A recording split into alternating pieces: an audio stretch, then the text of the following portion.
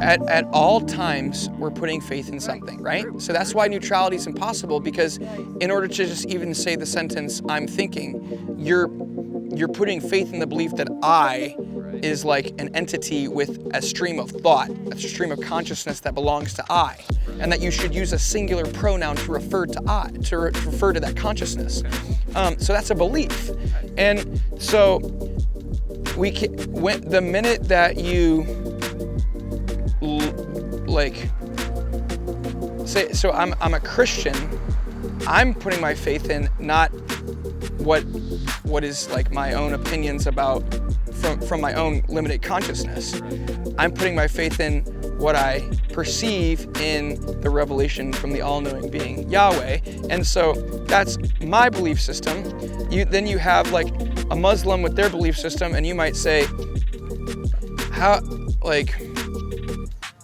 how can you condemn the Muslim belief system? And like, how can you say that they're wrong when you have your belief system, they have their belief system, Buddhists have theirs, there's all these different belief systems. But you have to understand, as soon as I start looking at like the evidence for Islam to try to come to the conclusion of whether or not it's true, I've given up my belief system.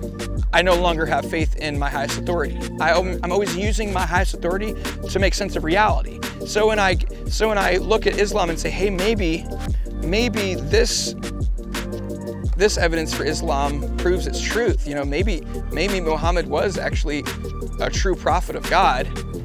As soon as I do that, I've abandoned my highest authority.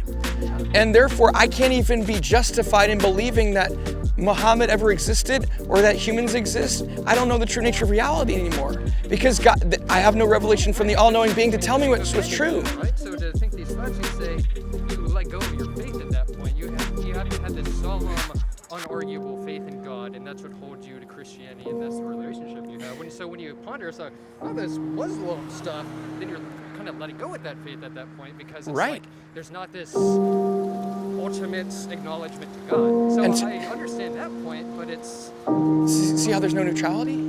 Because then I have to start putting my faith, if I don't have faith in Yahweh anymore, to look at Islam, I'm therefore saying, hey, what Yahweh already said about Islam is not true.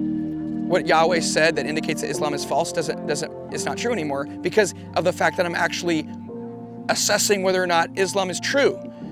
And so by assessing whether or not Islam is true, I'm already giving up my highest authority. Right, so by taking that hypothetical into mind, then you concede that it could be true, which totally undermines your faith. No, I'm not saying, I'm saying it couldn't be true. I mean, well, yes.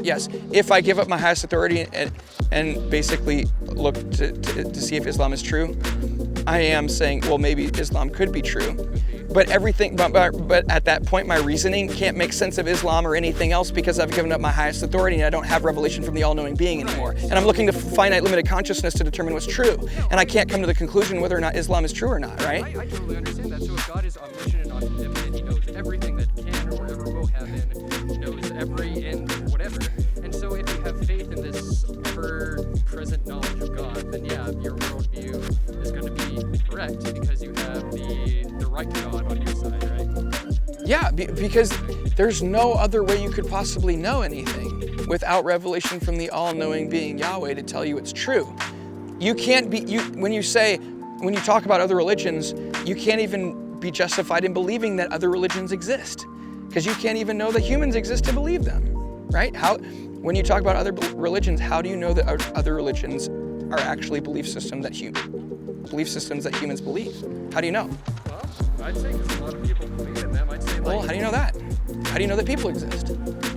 Well, so there's a line in philosophy that says, I think, therefore I am, because I have no real answer to that question. There's no acceptable answer I can give you that will satisfy that, because we're always going to keep asking, do I exist? No. Do you exist? Who knows?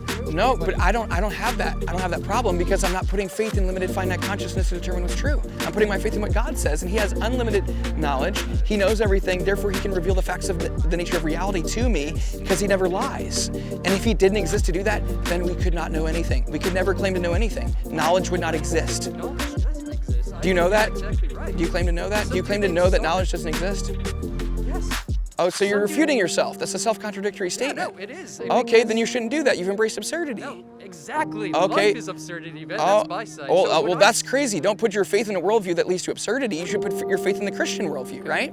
No, I disagree. Because So you want absurdity? I don't have faith. I don't know what Yeah, you religion to do. follow because they all have their arguments.